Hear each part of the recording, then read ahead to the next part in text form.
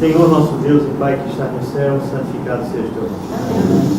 Viemos em tua presença agora, Senhor, com gratidão por essa oportunidade que vemos desse final de semana estarmos aqui estudando a tua palavra. Obrigado, Senhor, por cada minuto que passamos, pela companhia de teus anjos e do teu Espírito Santo. Agora, ao continuar nessa tarde esse estudo, Senhor, abre nossa mente, Senhor, para que possamos captar as mensagens que vêm de ti, Senhor. Possamos aprender realmente a tua vontade para cada um de nós nesse momento que estamos vivendo, no momento da história desse mundo. Abençoa agora o irmão que vai nos ensinar, que o teu Espírito esteja com ele. Nós pedimos e te agradecemos em nome de Jesus, teu Filho. Amém. Amém, Senhor. O que a gente fez nesse final de semana, entre algumas coisas, foi discutir metodologia. Ok? Eu não diria que a gente fez uma grande conclusão sobre algo específico, mas a gente passou tempo olhando a metodologia. E a gente nem olhou muito para a metodologia. A gente olhou para a regra número 1, a regra número 2, a regra número 3 e não mais que isso. E a gente nem olhou de forma adequada para essas regras, eu diria. E pela minha experiência, o que eu diria é muito mais importante saber, entender a metodologia do que saber respostas. Porque muitas das vezes a gente está preocupado em saber coisas específicas, como vai ser, quando, todas essas coisas, e a gente não está muito interessado em saber como a gente chega a essas respostas. Ok? A gente devia estar mais preocupado em entender como essas respostas são obtidas do que quais são as respostas. Eu gosto de comparar o estudo de profecia com golpe de Estado, eu diria. A gente está ali, as coisas estão acontecendo, e quando a gente descobre, já foi. Então, quando a gente recebe a resposta, a gente já não sabe o que aconteceu e se sente como se tivesse tomado um golpe. Então, por isso eu digo, o mais importante é a gente desfrutar do caminho para chegar nas respostas. Isso é muito mais importante do que ter respostas. Perdão? Ok. A gente vai abrir o grande conflito. Página 309. Quem tiver o aplicativo. Capítulo 17.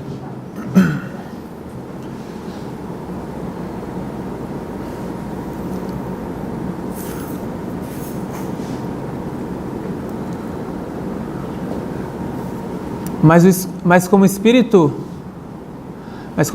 de humildade e devoção na igreja cedera lugar ao orgulho e formalismo, esfriaram o amor a Cristo e a fé em sua vinda, absorto nas coisas mundanas e na busca de prazeres, o povo professo de Deus estava cego às instruções do Salvador relativas aos sinais do seu aparecimento.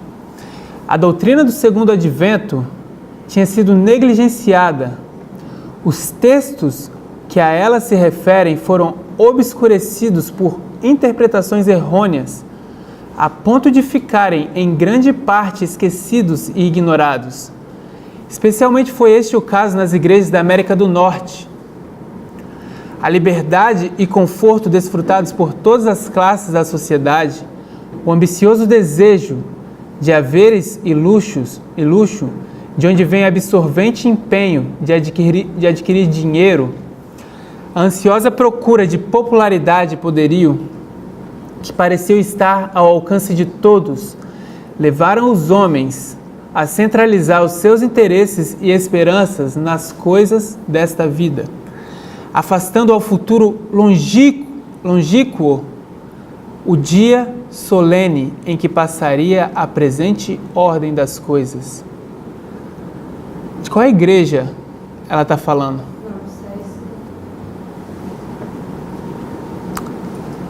Alguém tem outra resposta? Lara? De que igreja ela está falando aqui? Os protestantes.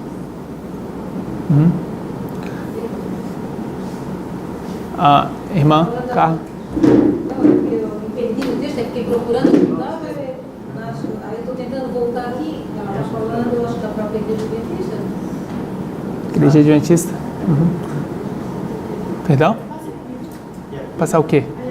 Da época dela, Depois de ela está dizendo, o povo professo de Deus estava cego às instruções do Salvador. Da época dela, Depois de 1850. é o povo professo.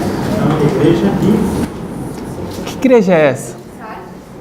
É, a Filadélfia, mas já é... Filadélfia. É bem que ela era bem cara. Isso aqui é... Perdão? Filadélfia. Ok. Um parágrafo antes. Talvez vai ajudar. Eu não sei se vai, de fato. A gente vai voltar um parágrafo e ver se ajuda. Se alguém tem aberto, pode ler para não ficar só eu lendo. Desde o parágrafo 1 da página 309? Página 308.2. Cristo ordenara a seu povo. Cristo ordenara a seu povo que atendesse aos sinais de seu advento e se regocijasse ao contemplar os indícios do seu vindouro reino. Quando essas coisas começaram a acontecer, disse ele: olhai para cima e levantai as vossas cabeças, porque a vossa redenção está próxima. Ele indicou a seus seguidores as árvores a brotarem na primavera e disse: quando já tem rebentado, vós sabeis por vós mesmos, vendo-as que perto está já o verão. Assim também vós, quando virdes acontecer essas coisas, sabei que o reino de Deus está perto. Ok, ajudou? Ajudou. É a sua igreja. Hã? É o seu povo, a sua igreja. É sempre, na verdade, presente para aquele povo para nós. Ok, então a gente vai definir que é o povo dele, a igreja dele. Agora eu quero perguntar quando? Agora? Acontece inicial. Quando começar a ver essas coisas, Eu acho que é agora, porque ele sempre teve o seu povo. Mas sempre teve o seu povo. A igreja aí depende, porque... Já começou a esmorecer lá. É que o verão está ligado à chuva, tá? O verão e a chuva, serôdia ou a temporã, ela está ligada ao tempo que nós estamos vivendo. seria a colheita. Eu vou deixar vocês falarem bastante, senão vocês vão dormir. Então, podem participar. Seria a colheita se eles tivessem aceitado. Mas acontece que, como eles... Então a gente, de alguma forma, a gente sabe que Jesus ia voltar naquela época. A gente sabe que tinha, está revelado no Espírito de Profecia. Então, eu diria que o parágrafo que a gente leu para tentar ajudar o que a gente ainda não entendeu, também não ajudou muito. Então, vou voltar um pouco mais. Um parágrafo acima. 308.1. O dia 19 de maio de 1780 figura na história como um dia escuro. Desde o tempo de Moisés, nenhum período de trevas de igual densidade, extensão e duração já se registrou. A descrição deste acontecimento, como a dar uma testemunha ocular, não é senão um eco das palavras do Senhor, registradas pelo profeta Joel, 2.500 anos antes do seu cumprimento. O sol se converterá em trevas e a lua em sangue, antes que venha o grande e terrível dia do Senhor. Pelo menos esse parágrafo, a gente sabe de qual história está falando? Melerita? Um pouquinho antes. Um pouco antes. Era ainda no tempo de Tiatira esse, não? Tiatira vai estar em 1798. Então, Vai ter o nome que vive se está morto? onde a gente tira essa parte? Não, eu estou dizendo. Essa, É antes de Filadélfia, tem um nome. Mas aí esse nome de que Mas- está outro é Sardo. Sardes, né? Ok. Então, Só uns trechinhos brancos. em 1780, em maio de 19 do mês, o sol escondeu o seu rosto e a lua em trevas se fez. Em 1780. Essa música. Existe muito, né? Desde 80. Em maio de 19 do mês. Eu conheço. o sol escondeu o seu E a lua cansa sempre. Aí vem depois, passados 53 anos. um novo sinal sucedeu. A queda das estrelas. Eu conheço o hino, eu não sou tão... Ok, foi bom recordar esse hino. Gosto dele. Ok, então a gente sabe qual história a gente está aqui agora, certo? A gente está numa história pré-milerita, antes do tempo do fim. Quando Jesus fala desses sinais, ele fala que isso vai acontecer depois daquela grande perseguição. Okay, então a gente precisa ver. A gente não vai olhar para esse contexto agora, mas ela está contando uma história antes da história milerita e ela vai começar a entrar na história milerita. Então ela está falando da igreja e está dando características da igreja. E quando a gente olha para essas características, a gente parece que está falando de Laodiceia. A gente vai saltar para o parágrafo, para a página 309.3. A função da igreja nesse tempo é indicar as palavras do Senhor em Apocalipse. Tem muitos vícios e esse amor, as que se recusam a despertar de seu descuidoso sentimento de segurança é dirigido em serviços solenes, não vigiares, frente como ladrão, e não saberás a que hora surgir dele. Então, a igreja que ela está descrevendo é a igreja de Sardes. O que significa Sardes? Que é permanece. Que permanece? Ok, permanece.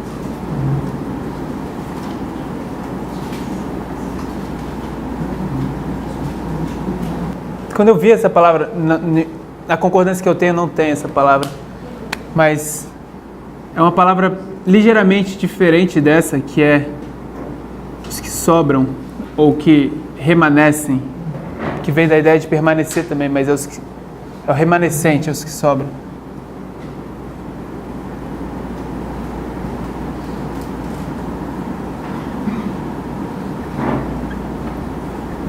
Deixa eu ver se tem outra definição. Na definição de Tyre, Sardes significa vermelho.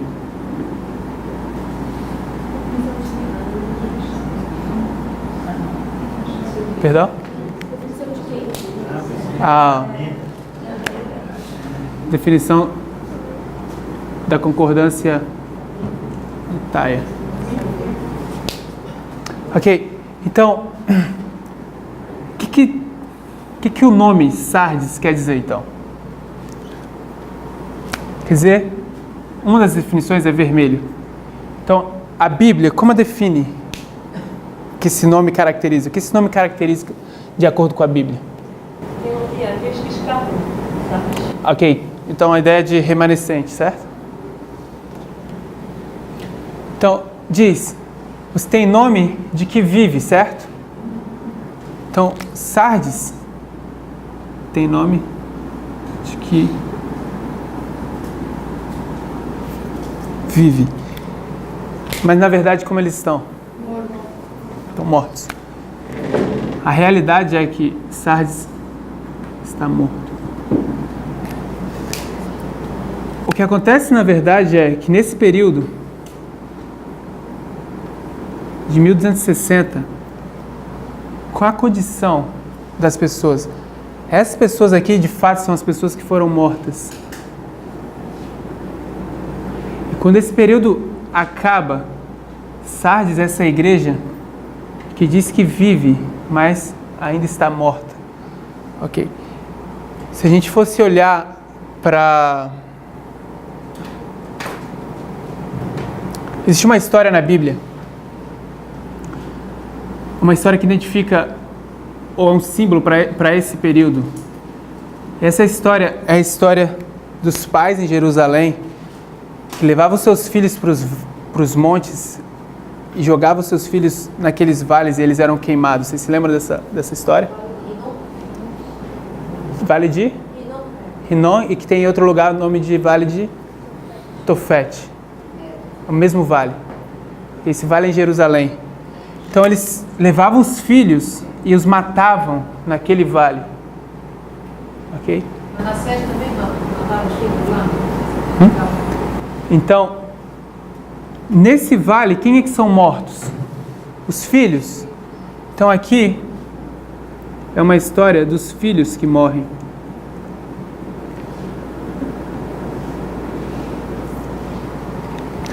E a culpa é de quem? Dos pais. Quem faz isso com os filhos são os pais. Ok? Então, eu não sei se a gente mencionou nesse final de semana essa ideia das gerações. A gente falou de gerações? Não. Ok. Mas a gente falou de Joel, certo? Sim. No Joel capítulo 1, a gente tem as 4 gerações. Quando chega na última, a última é que está mais destruída. Porque a culpa é dos pais que não contaram para os filhos o que deveria acontecer. Ou as coisas que eles sabiam. Então, espiritualmente falando, esses pais são as gerações antigas que foram deixando de passar as coisas corretas e foram cometendo esses pecados que fizeram os filhos ficar nessa situação. Então, no final das contas, o que esse vale se torna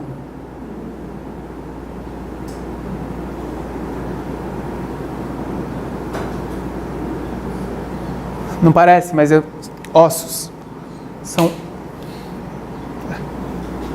São vales de ossos secos, ok?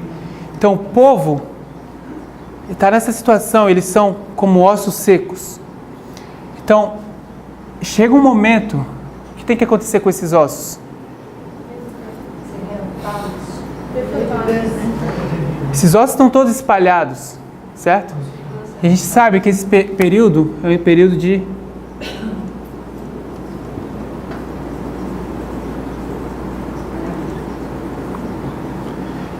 Então, quando acaba o espalhamento, o que vai acontecer com os ossos? Eles vão ser ajuntados a uma pessoa. Eles ainda têm vida? Não. Eles só estão reformados. Mas o Espírito mesmo, eles ainda não receberam. Ok? Essa é a história de ajuntar e ainda precisa que seja soprado fôlego de vida. Eles têm nome de que vive, mas eles ainda estão mortos. O que é que vai dar vida para essas pessoas? Então, o Espírito vai descer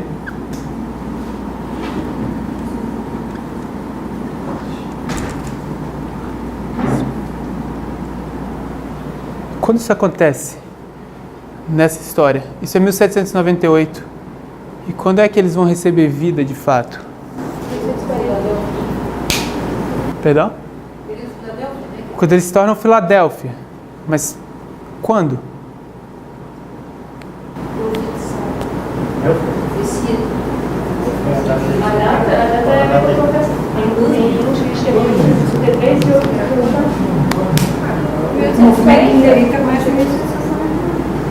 Mas eles ainda são Sardes, de acordo com o texto. Então, 1816, 1833. Não, quando ele leva a mensagem. 1840, então. Quando é fortalecida a mensagem? Começa a Filadélfia em 1840 é que eles vão receber essa mensagem e que vai despertar toda a América e todo o mundo, na verdade. Ok, então a gente está pegando esse ano para dizer que aqui começa a Filadélfia. Eu acho que até 1850 Filadélfia, vai? Não, tem que ser 50. É, né? Ok. Porque a gente fez um ponto ontem de que os pioneiros estudaram e cavavam como tesouros escondidos esse diagrama. E quando você cava tesouros escondidos, você encontra. Isso vai até 1850. Depois disso, eles deixam de procurar as verdades como tesouros escondidos e passam a procurar pelas coisas morais, e daqui para frente é que eles são Laodiceia. A gente fez o ponto de que eles estudam, eles têm uma fé viva até esse ano. Então são 10 anos o período de Filadélfia. Então a gente poderia colocar 44 aqui. O que é que de fato quer dizer que eles receberam o Espírito nesse ano?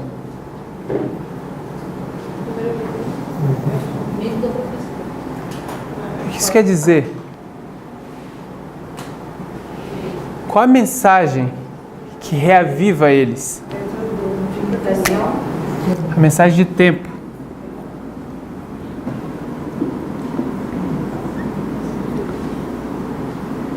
Essa é a mensagem que dá vida àquela igreja.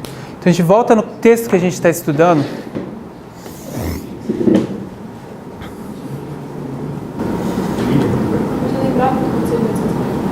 O que aconteceu em 1840? Alguém gostaria de falar? Josias Litt faz a predição da guerra do Império Otomano e da Tem fortalecimento da mensagem. Ok, todo mundo ouviu? Ninguém ouviu. 1816, Miller começa a estudar, 1833 ele leva a mensagem. Isso, 1840, pela predição que José Litt faz, se cumpre, eles veem que o princípio de ano estava certo, estava correto, e o anjo, isso dá, que ela desvida o movimento, né? Então, desceu o Espírito.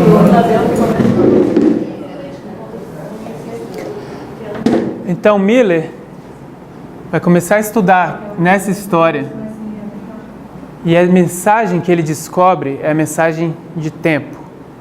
Qual a prova que ele tem? A única prova que ele tem são os 1260 anos. Essa é a prova. Então, o tempo passa e tem um associado a ele, Josias Litt, que vai usar esse princípio e as regras que ele está empregando para estudar aqui, e vai descobrir que existe uma outra profecia que vai terminar no ano 1840. Essa profecia é encontrada no capítulo 9 de Apocalipse, de 391 anos e 15 dias. Ok? Então, a gente vai ler o grande conflito 334.4. No ano de 1840, outro notável cumprimento de profecia despertou geral interesse. 2 anos antes, Josias Litt, um dos principais pastores que pregavam o segundo advento, publicou uma explicação de Apocalipse 9, predizendo a queda do Império Otomano. O que era o Império Otomano naquela época? É um poder muçulmano, certo? Segundo seus cálculos, essa potência deveria ser subvertida no ano de 1840, no mês de agosto. E poucos dias apenas antes de seu cumprimento, escreveu: admitindo que o primeiro período, 150 anos, se cumpriu exatamente antes que Deacose subisse ao trono com permissão dos turcos, e que os 391 anos, 15 dias, começaram no final do primeiro período, terminará no dia 11 de agosto de 1840. Quando se pode esperar seja abatido o poderio otomano em Constantinopla. E isto, creio eu, verificar-se-á ser o caso. No mesmo tempo especificado, a Turquia, por intermédio de seus embaixadores, aceitou a proteção das potências aliadas da Europa, e assim se pôs sob a direção das nações cristãs. O acontecimento cumpriu exatamente a predição. Quando isso se tornou conhecido, multidões se convenceram da exatidão dos princípios de interpretação profética adotadas por Miller e seus companheiros, e maravilhoso foi o impulso dado ao movimento do Advento. Homens de saber e posição uniram-se a Miller, tanto para pregar quanto para publicar suas opiniões. E de 1840 a 1844, a obra estendeu-se rapidamente. Então, Grande Conflito 334, parágrafo 4 e 335, parágrafo 1. Então, quando isso se cumpre, o que está sendo provado aqui é que as profecias de tempo são verdadeiras, o que é válido. E é isso que dá vida a esses mortos, que é a igreja de Sardes. Então agora a gente vai voltar no texto que a gente começou lendo, do Grande Conflito, página 309.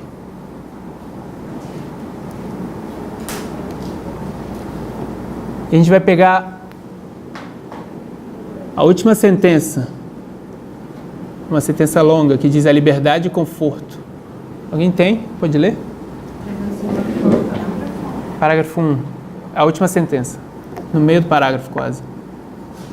A liberdade e conforto desfrutados por todas as classes da sociedade, o ambicioso desejo de haveres, de luxo, de onde vem o insolente empenho de adquirir dinheiro, a ansiosa procura de popularidade e poderio, que pareciam estar ao alcance de todos, levavam os homens a centralizar seus interesses e esperanças nas coisas desta vida, afastando ao futuro longínquo o dia solene em que passaria a presente ordem de coisas. Ok. O que aconteceu com esse povo aqui? Por que Sardes está na condição que está? As obras eram imperfeitas. No texto, de acordo com... Só isso? Orgulho, fanatismo. Seus desejos de haveres e luxo. Ambicioso desejo de haveres e luxo. O que mais? Liberdade e conforto. Liberdade e conforto. O desejo de ter luxo. Esperanças nas coisas desse Esse é fanatismo, ela fala aqui. Empenho de adquirir dinheiro. As esperanças nas coisas dessa vida. Ok, essa é uma parte que resume bastante. A esperança de ter as coisas dessa vida. Isso parece bastante com a história que a gente vive hoje, não? Alguém fala da volta de Jesus. As pessoas não estão esperando de fato a volta de Jesus, porque elas querem fazer o quê? Se formar em medicina, ganhar bastante dinheiro, comprar 3, 4, 5 apartamentos, ter um carro bom. Tudo isso são coisas que a gente vê hoje também. O mesmo pecado que eles cometeram naquela época é o pecado que a gente comete hoje. Ok? Mas essa é a condição de Sardes. A nossa história é a história de Laodiceia. Então, quando eles têm todo esse desejo, o que eles fazem? A última frase. Afastam o futuro longínquo do dia solene. Então eles pegam o dia de Cristo, o dia da vinda, e fazem o quê? Colocam para muito longe. Okay? Porque eles querem as coisas aqui. Querem o quê? Chamarei isso de prosperidade. De onde eles herdaram isso?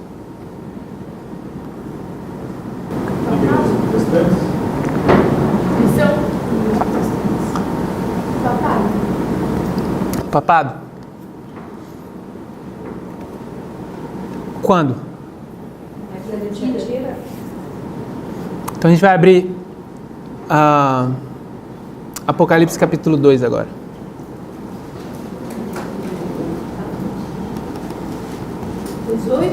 Apocalipse 2, se não me engano, verso 20. Vamos ler o verso 18 e depois o verso 20. Alguém pode ler para mim o verso 18?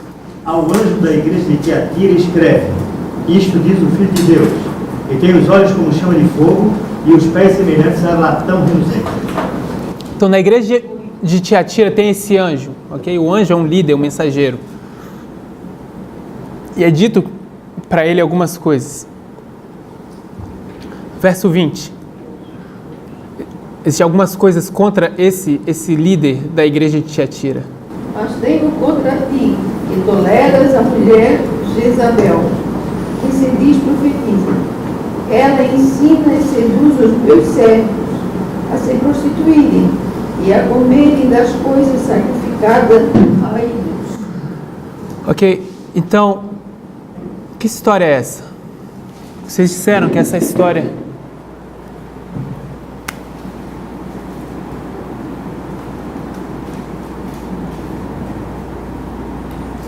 aqui de Tiatira. E nessa história, o povo tem um problema. O problema deles é que eles aceitam o quê? O que eles toleram de Jezabel?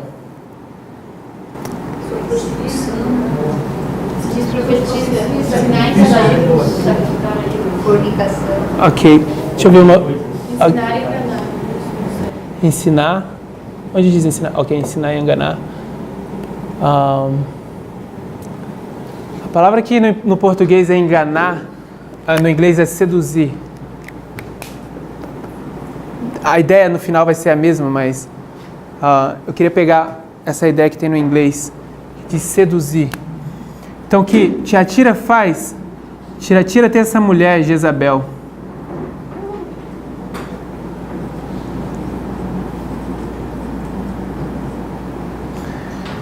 Titulada da mulher do pecado, né? Uhum. E o que Jezabel faz? Ensina.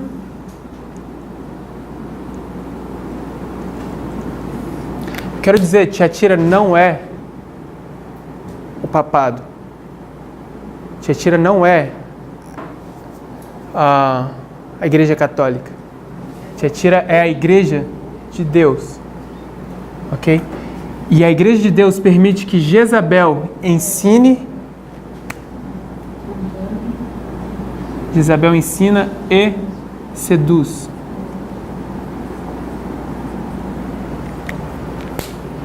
Quem é Jezabel?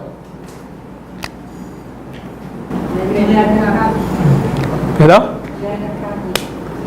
Boa. Então, Representa o papado, né? Jezabel representa o papado. Mas se a gente quiser entender bem a história, a gente tem que entender bem quem é Jezabel. Ok? Perdão? Primeiro, mulher dos Sajóis, Uhum. Ela trouxe idolatria, né, para... Vamos abrir 1 Coríntios. filha dele. Ela é gentia, não era... Uma princesa. 1 Coríntios 15, 45. Não, 46. Não. Qual? 46.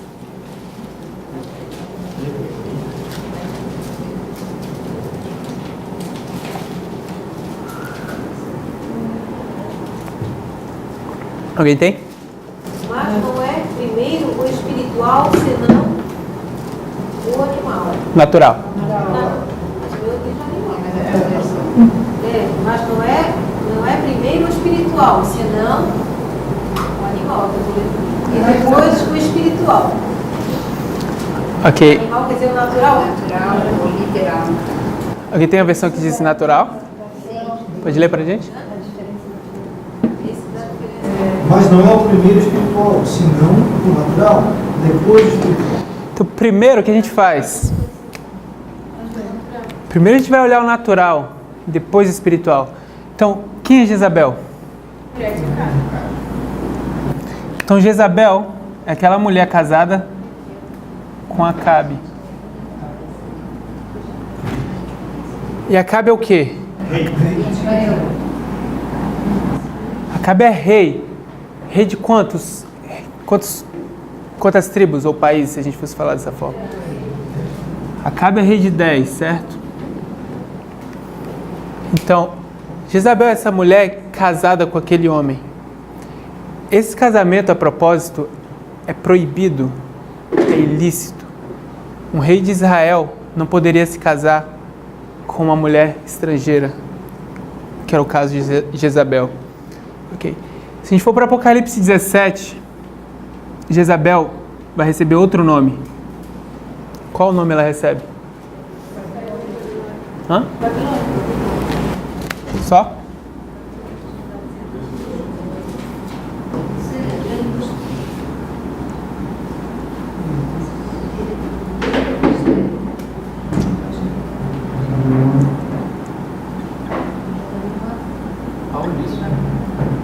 Apocalipse 17. Eu acho que é o verso 5. Aham. Ok. Então a gente tem... em Apocalipse 17 a gente tem essa mulher, Babilônia, que é a mesma mulher que a gente vê no capítulo 2. São diferentes nomes para a mesma mulher. E o que ela faz? Ela está sentada sobre uma besta. Então vamos ler um pouco do Apocalipse 17.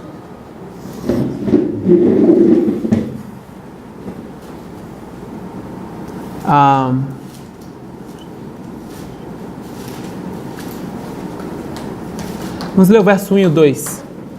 Veio um dos 7 anjos que tem as 7 taças e falou comigo, dizendo: Vem, mostrar-te-ei o julgamento da grande meretriz, que se acha sentada sobre muitas águas, com quem se prostituíram os reis da terra e com o vinho da sua devassidão, foi que se embriagaram os que habitaram na terra. Ok. Então, o que essa mulher faz? Ela se prostitui com os reis da terra. Se a gente avançar um pouco para o verso...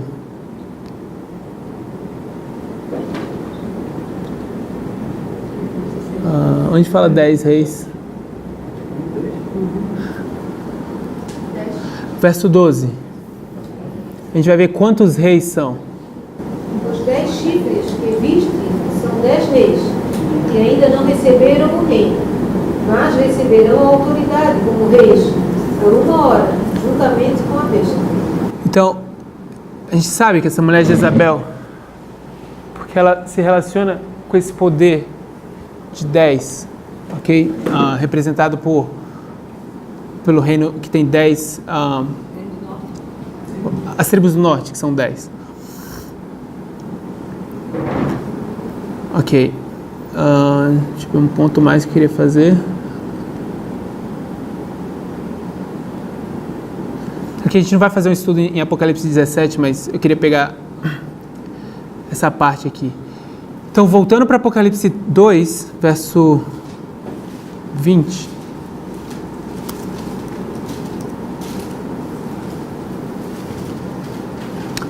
O problema com Tiatira é que aceita que Jezabel ensine e seduza os membros da igreja, as pessoas que estão na igreja. E no verso...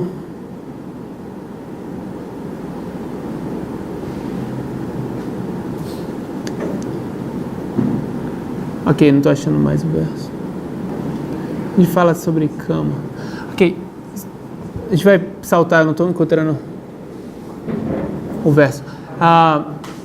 Então a gente sabe agora qual o problema de Sardes. Qual o problema de Sardes? Que na história anterior eles aprenderam com Jezabel. Então ela ensinou coisas para eles e seduziu a eles. E de alguma forma também forçou que eles soubessem algumas coisas. Quais são as coisas que Jezabel vai ensinar para eles? O sistema de educação foi muito influenciado. Tem uma apostila de Sutherland, eu acho que fala disso. Todo o sistema de educação papal passou para as igrejas protestantes naquela época. E eu acho que a senhora White fala em algum livro sobre educação que diz que se eles tivessem se desvencilhado desse sistema, eles teriam tido possibilidade de receber o alto do amor, os jovens daquela época. É bem interessante sobre a influência da educação. Então eles vão usar esse recurso de educação para ensinar algo. O problema de todos é que eles aceitam ser ensinados. E o que eles vão aprender? O que está sendo ensinado? Quais são os erros, os grandes erros da doutrina papal? Desde Babilônia, Medo-Pérsia, Grécia, que eles foram incorporando ao longo. Vamos dar nome para eles. Criança, Aspersão por imersão, isso é uma das coisas, certo? Domingo, dos principais, talvez um pilar da doutrina papal.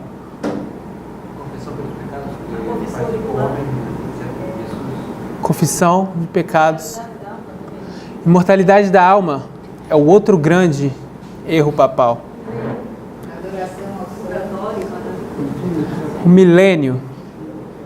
Se a gente lê o parágrafo que a gente está lendo, mesmo que não esteja falando ali, o que ela está descrevendo é essa mentalidade que a Igreja Católica vendeu para os protestantes naquela época, que é essa ideia do milênio temporal. O que é o milênio temporal? Alguém sabe explicar? É um milênio aqui na Terra, né? Que vai ter paz e prosperidade. Então a gente sabe por que eles têm essa mentalidade agora, que a gente acaba de ler no Grande Conflito, que diz, eles afastam para o futuro longínquo o dia solene, por esperança nas coisas desta vida. Então, essa doutrina foi uma doutrina da Contra-Reforma. Ok?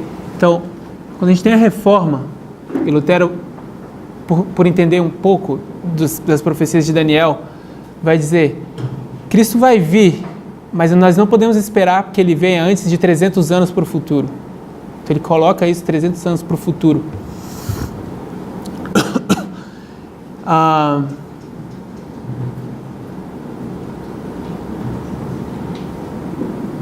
Ok. Então, depois na Reforma, tem o que a gente chama da Contra-Reforma. Então, você vai ter essas pessoas que vão começar a introduzir doutrinas que são para que as pessoas não identifiquem bem essas profecias que falam sobre o anticristo. Então, uma das pessoas famosas que vão introduzir essa doutrina do milênio é Scofield. Tem outros também, Darby, e tem outros nomes naquela história.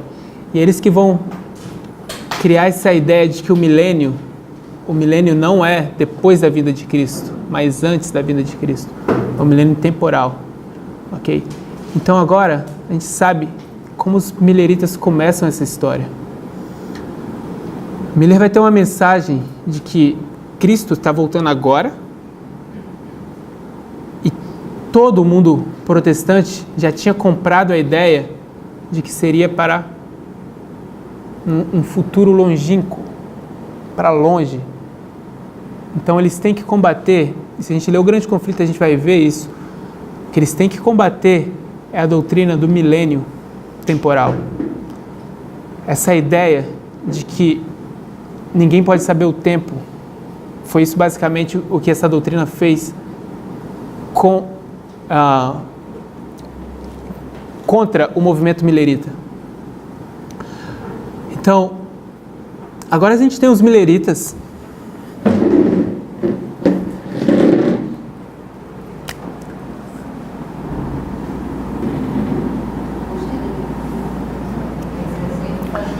Então a gente tem os mileritas, eles vão começar a dar uma mensagem de tempo. Essa mensagem é uma mensagem muito difícil, porque Sardes havia comprado essa ideia da mãe dela, Babilônia. Porque se vocês se lembram, nessa história a gente tem Babilônia, mãe das meretrizes. Essa é a mãe. E a mãe tem o quê? Várias filhas. Essas filhas nascem na Reforma Protestante, certo? Então, onde é Babilônia nessa história, geograficamente? Espiritual. Hã? Toda a Europa. Babilônia é essa mulher que está sentada sobre essa besta e sobre essas 7 cabeças. Então, ela está se prostituindo com os reis da terra. Então, Babilônia está na Europa. E essas igrejas que ficam na Europa, elas voltam, elas fogem da mãe, mas ao mesmo tempo elas voltam porque compra as doutrinas católicas de volta. Mas uma das filhas vai fazer o quê? Vai sair da Europa. Quem é uma das filhas? O remanescente. Como é a tradução que a senhora que encontrou? Os que sobram? De Sardes. É os que sobram. Os que sobram. Essa é a filha que sobra. Então o que essa filha faz? Ela sai da Europa. Sardes também significa sair. Ela sai da Europa. E a gente chama eles dos pais peregrinos. E vão para a América. Ok? Então, essa é a história da filha que foge e vai para a América. Ok? Então, Babilônia vai atrás dela para tentar ainda continuar seduzindo ela. Ok? Então a gente sabe que mais na frente nessa história, Babilônia vai ser bem sucedida porque essa filha vai voltar, ela vai cair de novo e vai entrar em prostituição. Isso é segundo a mensagem angélica.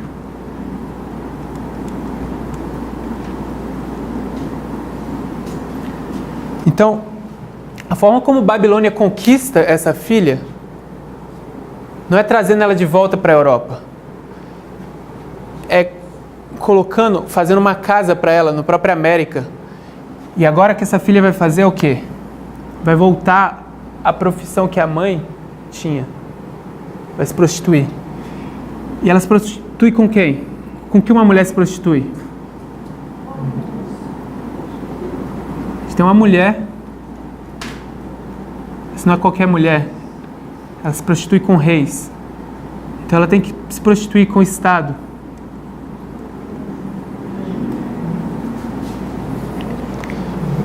Então, durante todos esses anos de história, talvez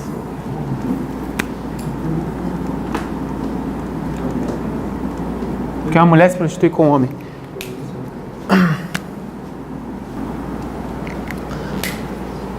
Então, a razão porque essa filha fugiu da Europa ou de Babilônia é porque aqui aquela mulher, ela tinha relacionamento ilícito com aqueles homens. Se a gente ler o verso de novo, verso 2 de Apocalipse 17, o português não está tão claro, mas talvez depende da versão. Na versão que eu tenho, na King James, diz: os habitantes da terra foram forçados a beber do vinho da prostituição. Então, por causa dessa prostituição, o vinho era forçado a todas as pessoas que viviam nessa época. Então agora a gente entende por que eles vão fugir para a América em 1798. Por quê? Porque na América existe uma lei que proíbe casamento, eu diria, que é a Constituição dos Estados Unidos, que religião e o Estado nunca devem se unir. Isso é proibido na América, certo? Então, aqui tem essa lei, que é a Constituição dos Estados Unidos, e foi para ali que fugiu aquela filha, porque ela está cansada de ser obrigada a beber daquela fruto daquele casamento que acontecia aqui na Europa. Então, em algum momento ela cai, e como essa lei existe, é difícil que aquela mulher seduza aquele homem. Então leva tempo para que eles fiquem flertando entre eles até que eles possam se casar. Porque quando eles se casarem, vai nascer um filho. Porque esse filho é o domingo. A irmã tem alguns textos que falam sobre isso. Que o domingo é o filho do papado. Okay? Então a gente começa a entender, por uma linguagem figurada, todo o processo que acontece aqui. Ok? Então, os mileritas têm que lutar contra essas ideias, contra a força que Babilônia tem, contra a... Vou fazer outro grupo aqui.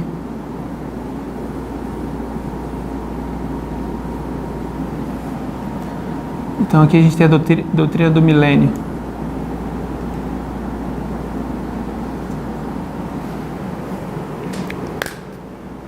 Então eles têm que lutar, ter uma mensagem que vai diretamente contra aquela outra doutrina. Eu vou dizer que isso é igual a não a ninguém. Essa é a ideia que eles tinham. Ninguém sabe o dia. Não era porque eles não viam que era óbvio a mensagem milerita, porque eles amavam a vida que eles tinham aqui na terra e odiavam que a vinda de Cristo estivesse tão perto. Por isso eles diziam, ninguém sabe o dia. E os mileritas falavam, claro que a gente sabe o dia. Então eles tinham essa mensagem de tempo. Então, o que esse povo apresentava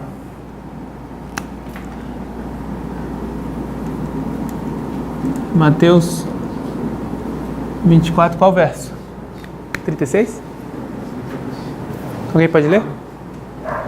Mas aquele que ora ninguém sabe, nem os anjos do céu, mas unicamente a vontade. Então eles apresentavam a Bíblia, as Santas Escrituras, para combater a mensagem que os mileritas tinham. A minha pergunta para nós é: como a gente lidaria naquela história se alguém aparecesse com a Bíblia e dizer, o que você está pregando está errado, que eu tenho um verso, esse verso prova que a sua mensagem tem que ser falsa? Como a gente ia lidar? Como a gente responde a esses ataques? E responder com outro verso bíblico. Com outro verso bíblico? Já escrito. E que outro verso bíblico dizia? Aí depende do que se fosse abusado. No caso, eles eram. Você não precisa marcar uma data. Perdão? Você não precisa de marcar a data. Está sendo acusado de marcar a data. No caso aí. Como a gente justifica os mileritas? Porque a gente não gosta de se ver lá. Se a gente estiver lá, vai ser bem difícil. Justificaram como falasse ontem, né? Porque existe um verso na Bíblia que diz que nós temos a mente de Deus, não é isso? E se Deus sabia o dia, nós também podemos saber se nós tivermos a mente de Deus. Provavelmente eles se justificavam com isso. E que no final dos tempos, Porque só o Pai sabe. no final dos tempos também, só 144 mil não vão saber o dia e a hora, Deus vai dizer. Dá para justificar, Então- porque na verdade eles não entenderam esse verso, né? Eles falavam isso, eles falavam. Do Pai, que ninguém sabe o dia nem a hora. Isso aqui ficou velado? Não, isso está escrito. Não, o marcava para a volta de Jesus. Não, Mas você está dizendo hoje que Samuel, não criam na data. Samuel Snow disse que essa frase na Bíblia era diferente do meio, não tirava o fato de que o dia e a hora. Eu gosto da resposta de Tiago White. Tiago White dizia, esse verso prova coisa demais, que não prova nada. É isso que ele falava. Eu gosto dessa resposta. Prova tudo e não prova nada. Então, alguém disse, o que os mileritas tinham, eles tinham a mente de Deus, porque só o Pai sabe. E a gente leu ontem, foi ontem, né? A gente passou o tempo lendo que o estudo, através do método correto, nossa mente, ou as informações divinas passam a ser, conhecimento divino passa a ser o conhecimento humano também. Ok? Então, a gente começa a ver isso. Mas, será que eles podiam falar isso? Eu sei porque eu tenho a mente de Deus.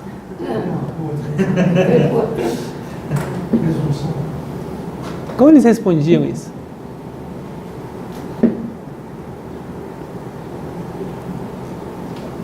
A gente não sabe. Mostrando os cálculos, até chegar na data. Então, o que eles faziam... Pode falar. Mas em que ano isso? Antes de 1940 ou depois de 1940? Deus marcaram. Depende. Nessa história, em geral, mas vamos pegar 1840. Porque quando aconteceu, a profecia se cumpriu, eles tiveram um respaldo muito grande. Ainda assim, a Bíblia diz que ninguém sabe o dia nem a hora. Mas eles estavam pregando a volta de Cristo. E Cristo, a gente já falou hoje, Cristo ia voltar naquele tempo. Porque a gente né? Eu não diria que em 22 de outubro de 1844, mas naquele tempo. Os cálculos dos estudos deles, eles apontavam para 22 de outubro, né? Então a gente vai pegar essa palavra cálculos dos estudos, das profecias, e vai chamar isso de estrutura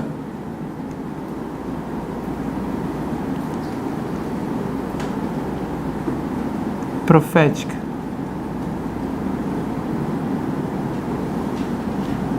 Então as pessoas chegavam com um texto para combater uma mensagem, e eles diziam: você tem um texto e eu tenho uma estrutura profética, eu tenho toda uma estrutura que não pode ser desmontada assim. Ok? Então, eu gosto de fazer esse exercício de como a gente faria se a gente estivesse na história milerita, tendo que lidar com esse tipo de dilema ou de controvérsia. Como a gente resolve isso se a gente tiver que fazer a mesma coisa? Porque eu diria que esses mileritas eram como Abraão, certo? Porque Abraão tinha uma informação na mente dele e no coração dele. E o que ele tinha no coração dele eram os 10 mandamentos. Não tá bom, mas não era isso que Abraão tinha no coração? E nos 10 mandamentos tinha um mandamento que diz: não matarás. Ok? Então, em um dado momento, o que Deus fala para Abraão fazer? Matar. Se a gente for no livro de Hebreus, Paulo vai dizer, acho que é Hebreus ou Romanos, Paulo vai dizer que Abraão matou Isaac pela fé. Então ele de fato, ele sabia o que Deus, como era a voz de Deus, ele sabia quando Deus estava falando e quando não estava falando. Ok? Esses homens tinham uma fé como a fé de Abraão. Certo? Tem vários exemplos na Bíblia que a gente pode ilustrar isso. Tem um sonho da irmã White. O título é O Sonho Impressionante. Alguém conhece? Ninguém? Ela sai no caminho. O povo do Advento sai no caminho. Mas o povo do Advento tem o quê? Carruagens, cavalos, malas, bagagens, tudo isso. Quando eles começam o caminho, dá para levar as coisas. Mas o caminho vai ficando estreito e eles têm que abandonar o quê? Os pesos, as bagagens, as carruagens, os cavalos. Eles têm que abandonar o mundo. Eles estão no caminho, saindo do mundo. Isso é lá, eles saem de Laodiceia. Esse é um caminho afastado do mundo. Então, quanto mais longe do mundo você está, mais coisas você tem que deixar para trás. Certo? Então, se vocês se lembram mesmo do sonho, tem uma hora que eles tiram as meias, certo? Ok. Já não tem mais nada para tirar, mas eles estão vestidos. O que acontece no meio do caminho? Eles tiraram tudo. Aparece uma corda. Ok? Então, o caminho é esse caminho que leva para o céu. Mas o caminho fica tão estreito que vai aparecer uma corda aqui. Para que a corda? Senão eles vão cair. Não estava preso em lugar nenhum. No início estava, não? Quando a corda cai, eles perguntam: de quem é essa corda? De quem é a corda? De que eles respondem? De Deus. Deus está mandando ajuda, porque senão a gente vai cair no mundo, e a gente não quer cair no mundo. Ok? O que eu vou dizer é, essa corda é um símbolo para algo que acontece. E antes da gente continuar essa história, eu vou fazer um desvio e vou simplesmente mencionar a primeira purificação do templo. Quando Cristo purifica o templo a primeira vez, simbolicamente o que ele faz, ele ajunta cordas no chão e faz um chicote. E com várias cordas, ele purifica o templo com aquele chicote. Precisa de cordas para purificar o templo. Se a gente for em Isaías 28, A palavra que a gente diz que é linha sobre linha, em Isaías 28, vocês podem ir lá no original e vocês vão ver que a palavra também tem a ideia, é traduzida como corda, em algumas vezes. Então eu vou dizer que essas cordas com as quais Jesus purifica o templo, simbolicamente, é a mensagem linha sobre linha que foi entregue à igreja para purificar a igreja. Isso é um símbolo de uma mensagem que purifica a igreja, são essas cordas. Então, eu estou dizendo que essas cordas que caem no caminho para ajudar o povo a avançar com fé são as linhas proféticas que em algum momento Deus entrega para o povo. Okay? Então o povo segura as linhas, mas o caminho ainda está debaixo dos pés. E eles vão caminhando e vão caminhando e o caminho se torna tão estreito que ele some. Então eles penduram na corda, porque de outra maneira eles cairiam no mundo de novo. Eles não querem cair no mundo. Eles foram salvos do mundo. Então eles estão firmes na corda. Só. Não tem nada que eles possam confiar mais. Só a corda. E eles começam a suar e agonizar. E alguém já desesperado grita: de onde vem essa corda? Eles já não sabem mais, não tem mais tanta certeza de que essa corda vem do mesmo lugar que eles haviam recebido antes de Deus. Ok? E porque eles têm fé de que essas cordas apontam ou vão levar eles para o outro lado. Eles continuam segurando nelas, firmes. Ok? E assim eles passam para o outro lado. Para mim, essa mesma história, essa história também nos conta um pouco dessa estrutura na história milerita. Porque como é que eles têm certeza de que essa mensagem é de Deus, se a Bíblia diz que nenhum homem sabe o dia nem a hora? Eles precisam ter muita fé de que Deus estava no início do caminho e de que essa estrutura, que para a gente são linhas proféticas, para eles era essa estrutura profética. Essa estrutura vem de Deus. Eles têm que ter confiança nisso.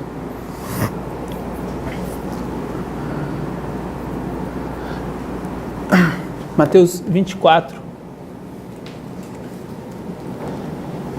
verso 36 e 37, por favor.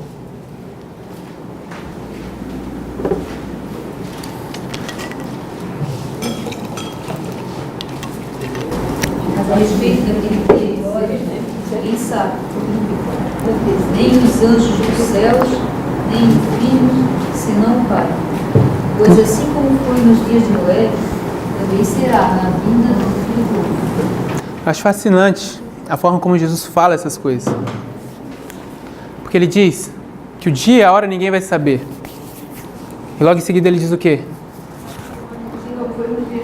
Então a gente olha para os dias de Noé. E os dias de Noé, ninguém sabia o dia nem a hora, né? Sabia? Noé sabia que em 120 anos ia acontecer o dilúvio. Então nos dias de Noé, o homem sim sabia os dias e a hora. Então Deus usa esses dois exemplos. Jesus dá uma história de que uma informação de que só Deus sabe. E logo em seguida diz que vai ser como nos dias de Noé. E hora não. Sabia um ano, depois de 120 anos, mas acabou a semana mesmo. Quando cumpriu os 120 anos, o que eles viram? Os animais. Os animais entram na arca. E aquilo iria durar 7 dias. Ok?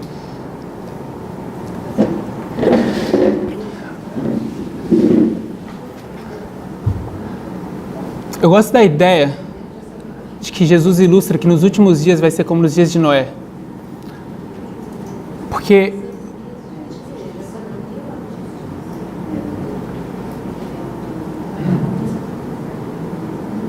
os dias de Noé, a história de Noé é a história desses movimentos reformatórios, das linhas reformatórias. É uma delas. A gente tem outras. Então, tirando a história de Noé, a gente não vai falar da história de Noé agora. A gente vai pegar a história de Moisés, por exemplo. e a de Cristo, na linha de Cristo. E a história milerita. Então a gente vai comentar essas histórias já. E vamos abrir o Grande Conflito, página 343.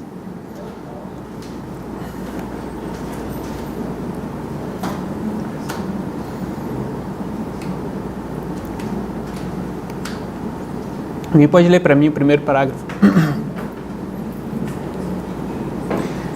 Grande Conflito 343. A obra de Deus na Terra apresenta século após século uma surpreendente semelhança em todas as grandes reformas ou movimentos religiosos. Os princípios envolvidos no trato de Deus com os homens são sempre os mesmos. Os movimentos importantes do presente têm seu paralelo nos do passado, e a experiência da Igreja nos séculos antigos encerra lições de grande valor para o nosso tempo. Ok, o que ela está falando é que a história apresenta paralelos surpreendentes. Diz que esses paralelos acontecem de forma repetidas, de geração para geração. Então, se a gente pega a geração de Moisés, essa história apresenta um paralelo para a nossa história hoje. A gente pega a geração de Cristo, João Batista, a mesma coisa. Ok? Esse é o contexto do capítulo. Próximo parágrafo. Nenhuma verdade é mais claramente ensinada na Escritura do que aquela segundo a qual Deus, pelo seu Espírito Santo, dirige de maneira especial seus servos sobre a terra, nos grandes movimentos que têm por objetivo promover a obra da salvação. Os homens são instrumentos nas mãos de Deus, por Ele empregados para cumprirem seus propósitos de graça e misericórdia. Cada um tem a sua parte a desempenhar, a cada qual é concedida uma porção de luz, adaptada às necessidades de seu tempo, e suficiente para o habilitar a efetuar a obra que Deus lhe deu a fazer. Nenhum homem, porém, ainda que honrado pelo céu, já chegou a compreender completamente o grande plano da redenção, ou mesmo a aquilatar perfeitamente o propósito divino na obra para o seu próprio tempo. Os homens não compreendem plenamente o que Deus deseja cumprir pela missão que lhes confia. Não abrangem em todos os aspectos a mensagem que proclamam em seu nome. Ok. Qual a verdade mais claramente apresentada na Bíblia? Segundo o texto. Deus dirige de maneira especial seus servos sobre a terra nos grandes movimentos que tem por objetivo promover a obra. Então, ela diz que nenhuma verdade na Bíblia é mais claramente ensinada do que essa. De que Deus escolhe homens para dirigir os movimentos de reforma. A gente sabe que isso é verdade, não? Moisés, João, Elias, Miller, tudo isso a gente vê ilustrado na Bíblia. Então a gente não devia estar assustado quando a gente vê que quando tem movimentos de reforma, Deus faz isso através de homens. A propósito, o plano da redenção inteiro, todo o plano da redenção é um plano feito para ser resolvido.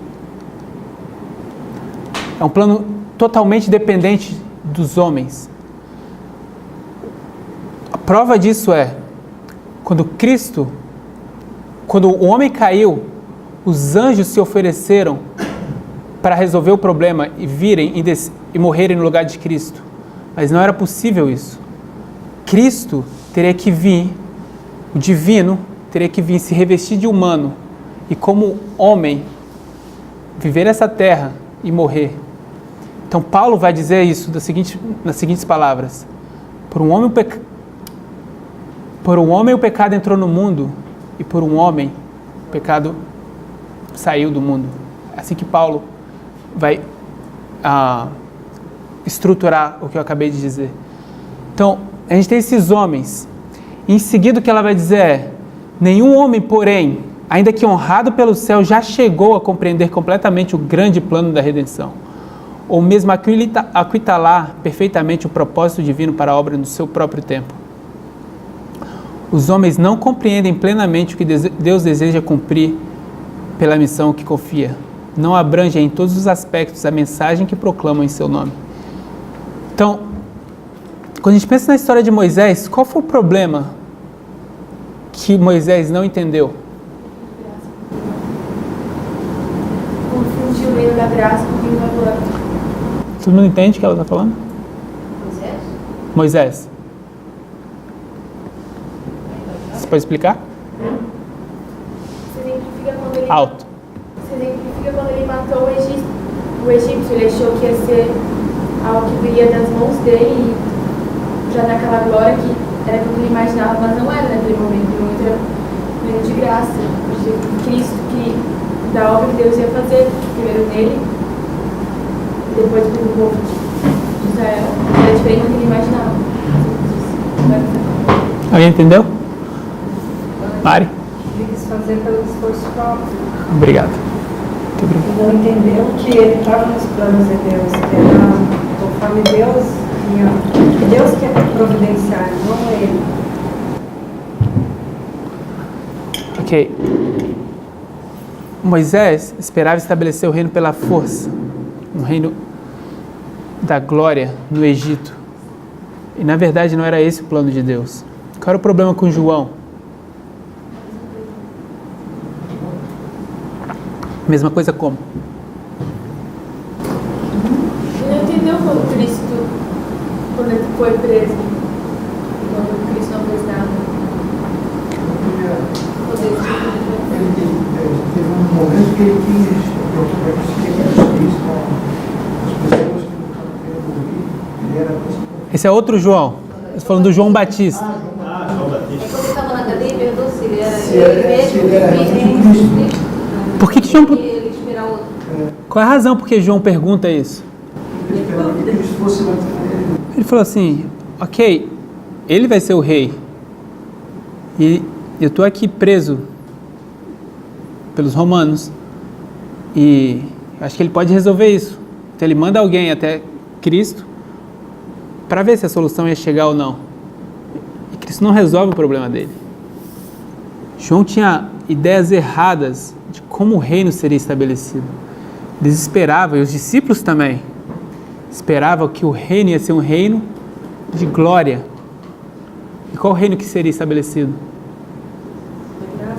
O reino da graça. Então, esse problema é tão sério que João ensina para os discípulos dele. E Jesus tem que passar 3 anos e meio tentando corrigir o problema que João ensinou para os discípulos. E no final, Jesus é morto na cruz e os discípulos ainda não tinham entendido. Foi um problema sério que precisava ter sido resolvido antes. O Espírito de Profecia comenta que eles poderiam ter entendido antes, se tivessem ouvido o que Jesus tinha dito.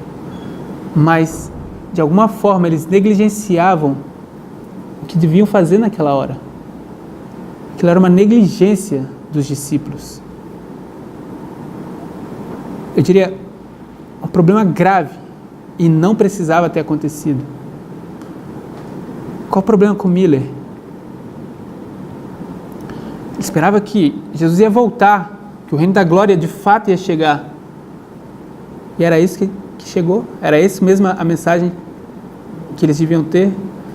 Mais uma vez, o problema desses homens é que eles esperam o reino da glória quando não é de fato o que eles deviam estar esperando.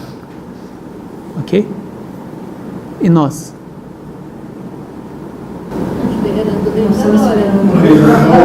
Mas a gente pode se desapontar. Como? Esperando para a coisa. Se a gente souber, começa a desapontar. Que a coisa, mas assim, pelos eventos, a gente esperando que algo aconteça e não vai acontecer. O que a gente disse é: esses homens erraram porque eles esperavam o reino da glória e não era o reino da glória que ia acontecer no tempo deles. Mas a gente está vendo que é. E a gente? Agora é o reino da glória. Agora é. Então agora é o reino da glória. Então o que dizer da nossa mensagem? Essa mensagem tem que ser uma mensagem livre de todos os preconceitos humanos. Tem que ser uma mensagem onde de fato a gente sai dessa condição de Laodiceia e pode de fato ver o que Deus quer para nós. Então, por muito tempo a gente tem lutado, tentado entender as coisas, mas o nosso chamado é que a gente entenda de fato essas linhas, ou entenda de fato a mensagem que nos foi dada, porque o que a gente espera é o reino da glória. A gente está esperando isso. E se nosso desapontamento não pode ser por uma negligência nossa, deve ser por outras coisas, deve ser por perseguição, tempo de angústia, todas essas coisas, mas que a gente não seja negligentes como foram os discípulos, como foi Miller, João, etc. A gente não tem a mesma desculpa que eles. A irmã White tem um texto que diz: a história deles são exemplos para que nós sejamos inexcusáveis. Não sei se alguém tem esse texto. Você tem? Então, para nós é inexcusável que a gente cometa os mesmos erros deles. Então, o que eu digo é, o nosso chamado hoje é o mais solene. É um chamado para ser os 144 mil. E na boca dos 144 mil, não tem erro, não tem engano. A mensagem deles é a mensagem que dá o sonido certo. É a plenitude dos tempos. Essa é a história que nós estamos vivendo. Essa é a mensagem que nós estamos dando. E a gente precisa ter confiança de que Deus está conduzindo isso e de que essa promessa vai se cumprir na nossa geração. Que a gente saiba o que isso implica também. Que a gente possa levantar a mensagem, levantar essa bandeira do terceiro anjo. E que aconteça o que acontecer, que a gente possa ser firme ao nosso dever, como a bússola é ao norte, como diz a irmã White. Dá para fazer uma pergunta relacionada com como os mineritas justificariam, então, a sua opinião? Isso é uma estrutura profética. Não importa o texto. Era isso que eles iam dizer. Não importa o texto que você está me apresentando. Porque toda a estrutura aponta para isso. Não estou dizendo, eles não rejeitavam a inspiração e que aqueles textos eram válidos. Mas eles só se enganaram com o acontecimento. Mas a data estava corretíssima. Eles sabiam a data. Estava tudo correto. Sim, mas mesmo na época eles acreditavam que Jesus... Eles achavam que era Cristo. Então, a justificativa deles seria aqui a estrutura, mesmo que eles iriam, certo, com o embaixo do braço, né? Se enrolaria e prova tudo de novo, né? Uma base, Sendo aquilo, né? Paulo falava disso também. Paulo proibiu as pessoas pregarem tempo, assim como Ellen White proibiu. Sim. Paulo diz que ninguém pregue o dia que Cristo vai vir, porque antes que isso aconteça, precisa haver o quê? A grande apostasia. Então o homem do pecado vai se manifestar. E só depois que isso acontecesse, que alguém poderia pregar, ter uma mensagem de tempo. Os mileritas sabiam disso. Então esse período de espalhamento, ninguém tem uma mensagem de tempo. Lutero não podia. Lutero falou: se for acontecer, quando for acontecer, isso é para daqui muito tempo. Isso não é uma mensagem para agora, porque eles vivem nesse período de espalhamento. Ok? Mas quando eles entram no período de ajuntamento, essa é a verdade presente. Isso é um dever deles, pregar essa mensagem. Vamos orar? Querido Deus, Pai que está nos céus, queremos te agradecer por esse final de semana que o Senhor nos deu. Queremos te agradecer pela oportunidade de estudar a sua palavra, de estudar o método que o Senhor deixou para essa última geração, para que possamos aprender e estar preparados para dar a terceira mensagem angelical. Queremos pedir uma bênção, Pai, sobre nós, que possamos reconhecer qual é o nosso dever presente e ser corajosos como foram os mileritas, que destemidamente, ó Pai, tinha uma mensagem que parecia ir contra tudo que se acreditava na época. Que possamos abraçar essa mensagem e viver fiéis ao que o Senhor nos dá. E te pedimos e te agradecemos em nome do amor de Jesus Cristo. Amém.